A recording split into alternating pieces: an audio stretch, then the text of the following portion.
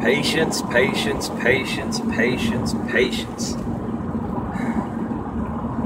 I just wish and I pray that I could just get more patience. No matter how hard I try, you know, whether it be at work or even at home, you know, I love my kids. You can ask anybody who's seen me with my kids, especially my wife. And I adore them. They bring so much joy to my life, joy I never thought I could even hear about, let alone experience on an everyday basis. But with my work schedule and my wife's work schedule, you know, both of us end up spending quite a bit of time being the sole person responsible for taking care of the kids, which is fine. I love that time. But, you know, after a 40-plus hour work week, Saturday usually goes off without a hitch, and then usually at some point on Sunday, I hit a wall where my patience is completely gone, and, you know, I don't lose my temper anymore. You know, sometimes I do raise my voice, you know, kind of in a throwing up my hands in exacerbation kind of way. But I wish I didn't hit that wall. And if I do hit that wall internally, I wish I could avoid trying to make it come out externally. And because it's nobody's fault. I mean, I'm tired. My wife's tired, the kids are tired, you know, just at some point you just can't, you feel like you can't deal with it anymore. But I'm thankful that I have her, because without her I wouldn't have this joy in my life. I know that. Because of her, I'm able to be a husband and a father, and it's the two most important things in my world. And she's always trying to find ways that we can turn what seems to be ever diminishing alone time into as high quality time as we can make it, even though one or the both of us just want to sit there on the couch, or, you know, heck, it's not unheard of for us to go to bed at 8:30, 9 o'clock, you know. But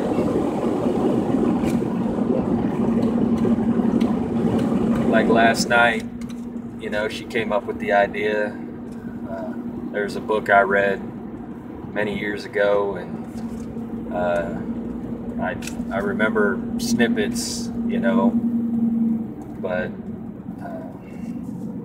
it's a movie that's coming out as well called The Shack, and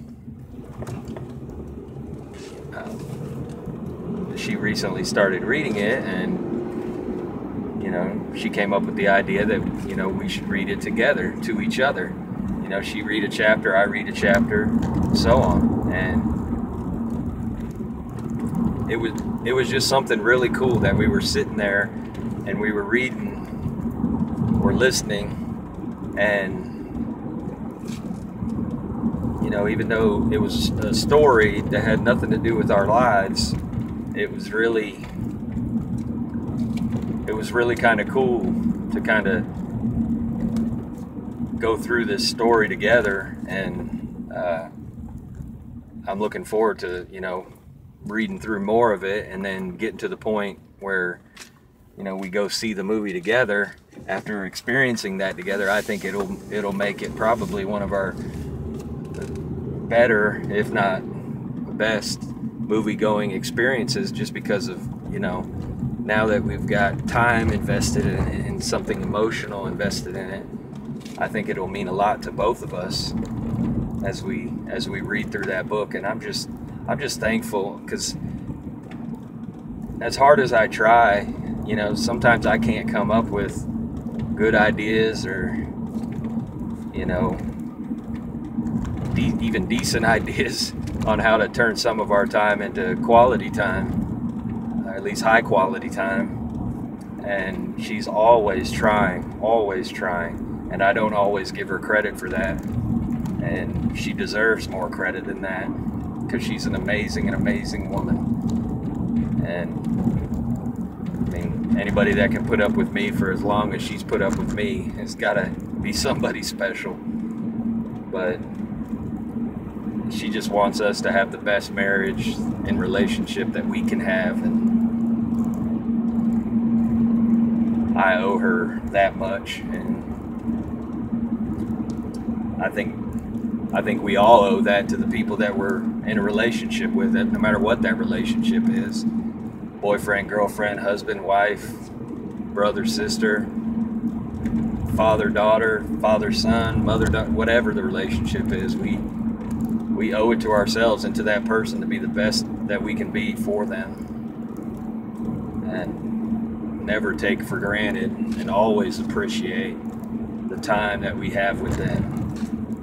Because one of the things, if you've ever read this book, The Shack, is it doesn't take a minute and that person is just not there anymore, and they're just gone.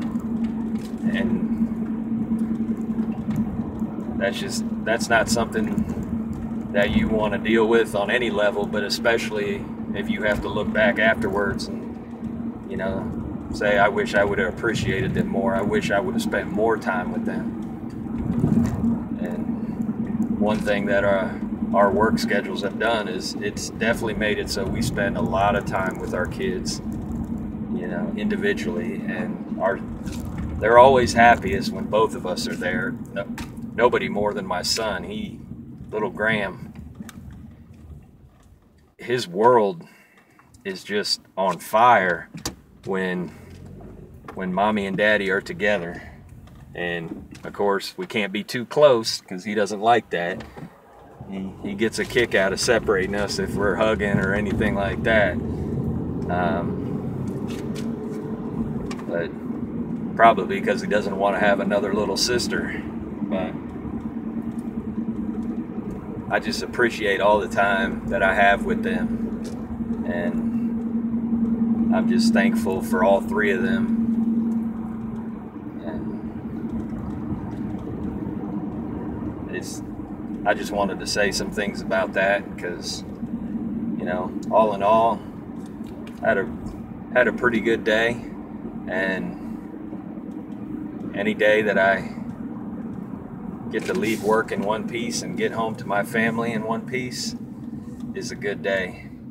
And something that I read this morning kind of reminded me of kind of where